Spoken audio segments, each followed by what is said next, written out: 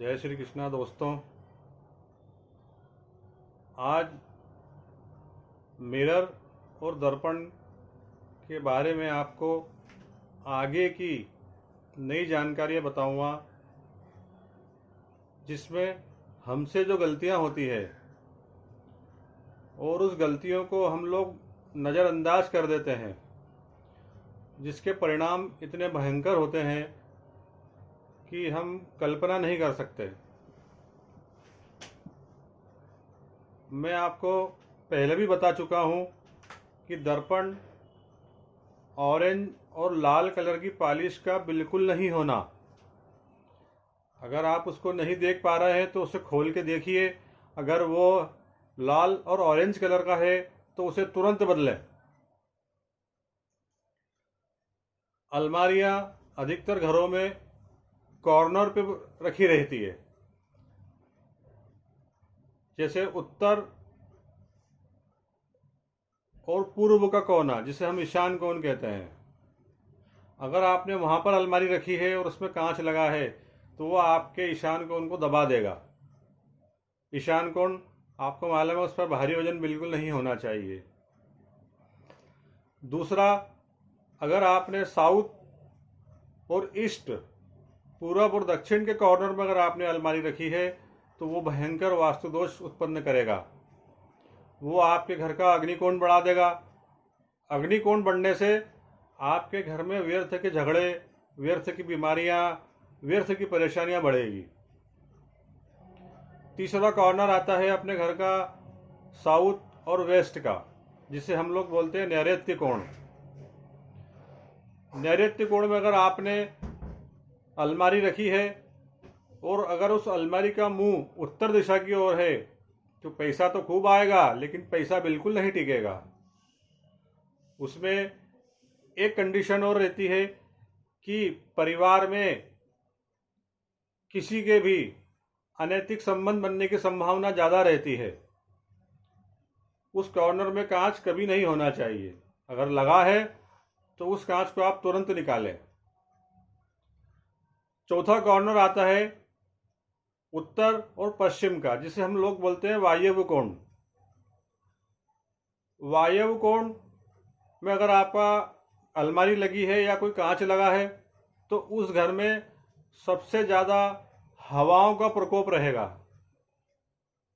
अकस्मात कोई घटना हो जाना, किसी को कोई हवा का स्पर्श होना, किसी में हवा का प्रवेश होना। हमारे एक क्लाइंट है जिनका नाम बताना मैं उचित नहीं समझता हूँ, और हमारे इस प्रोफेशनल में हम किसी का नाम नहीं बताते हैं, ना किसी का नाम ओपन करते हैं। उनको जब उनका बच्चा छोटा था तो उन्होंने घर का फर्नीचर बनवाया, और घर के फर्नीचर बनवाने में उन्होंने उस कॉर्नर में वायव्य कोण में कांच लगा दिया। कांच लगाने के बाद में महीने भर बाद ही उस बच्चे की ऐसी तबीयत खराब हुई, बहकी बहकी बातें करना, कुछ तो भी उल्टा सीधा बोलना, पागलपन की हरकतें करना। 5-6 साल की उम्र में उसकी ऐसी स्थिति हो गई, और अकस्मात ही मेरा उनके घर जाना हुआ। और मैंने उनसे बोला, ये आपने फर्नीचर बनवाया है तो ये आपने कांच कब लगाया? बोले अभी 2-3 महीने पहले लगाया मैंने बोला उसके बाद उस बच्चे की इसके पहले क्या स्थिति थी? बोले उसके पहले बच्चा बिल्कुल नॉर्मल था। फिर मैंने उन्हें बताया कि आपने यहाँ पर गलती की है, और उसको उन्होंने इग्नोर कर दिया, नहीं माने वो। फिर धीरे धीरे उसकी तबीयत बिगड़ती गई। वो किसी जानकार के पास ले गए और मेहंदीपुर बालाजी तक ले गए उसको, और उसकी पत्रिकाएं दिखाई, लेकिन कोई रिजल्ट नहीं मिला। थक हार कर फिर उन्होंने मुझे फ़ोन लगाया। मैंने बोला क्या आपके बच्चे की तबीयत ठीक है? तो उन्होंने बोला नहीं भैया, हमारा बच्चा तो अभी भी वैसा ही है। तो मैंने उनसे बोला क्या आपने उस कांच को हटाया? तो उन्होंने बोला नहीं, मैंने उस कांच को नहीं हटाया। मैंने कहा आप तुरंत उस कांच को हटाइए।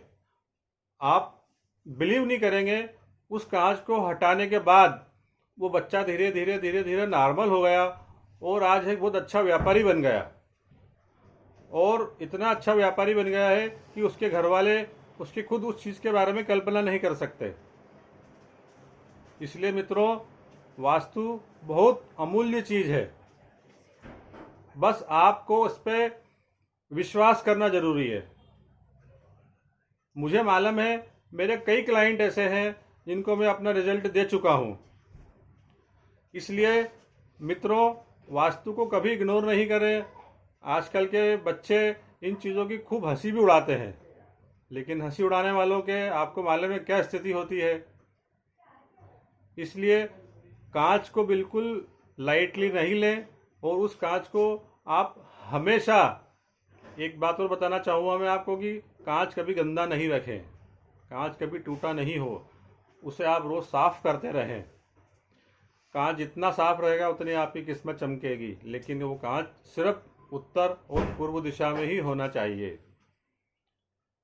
मित्रों, मैं आपको इसके बाद मिरर से संबंधित ऐसी जानकारी दूंगा जिससे आपको, आपके घर में अगर वास्तु दोष है तो उस वास्तु दोष को आप बिना तोड़ फोड़ के कैसे सही कर सकते हैं, इसके बारे में ही बताना चाहूँगा मैं आपको। हमारे एक क्लाइंट है, उनका बच्चा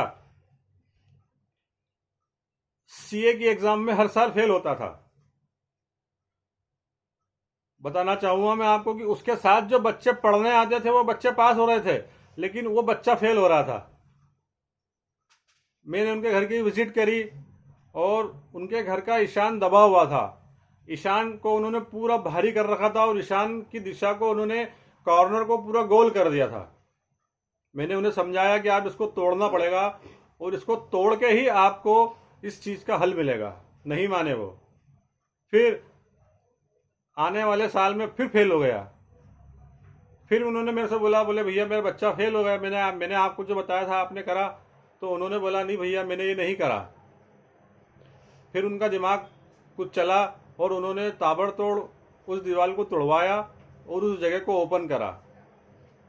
उसके बाद उसी साल वो बच्चा पास हो गया। अब आप इसे क्या कहेंगे?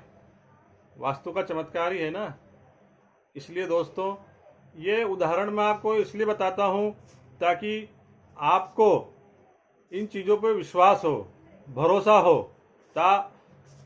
जैसे बिना भरोसे के, बिना उदाहरण के किसी को समझ में नहीं आता है। जितना आप उस चीज़ में डीप में जाएंगे, उस चीज़ के बारे में आप जितना अधिक ग्रहण करेंगे, उस चीज़ को मनन करेंगे, तो आपको इस चीज़ के बहुत सारे रिजल्ट मिलेंगे। अब अगली वाली टिप्स में मैं आपको घर में जो वास्तु दोष हो चुके हैं और बिना तोड़ के अगर आपको उसको हल करना है तो उसका हल कैसे कहा जाए, कैसे किया जाए। अभी का वीडियो मित्रों बहुत बड़ा हो चुका है। अगली टिप्स के लिए मैं आपसे अगली बार ज़रूर मिलूँगा। और अगर आपने मेरा चैनल सब्सक्राइब नहीं किया है तो उसे ज़रूर सब्सक्राइब करें और बेल आइकन बटन को ज़रूर दबाएं। अगर आपको मेरा जानकारियाँ और मेरा जो अनुभव आपको कैसा लग रहा है, मुझे जब कमेंट्स में ज़रूर बताएं। जय श्री कृष्णा।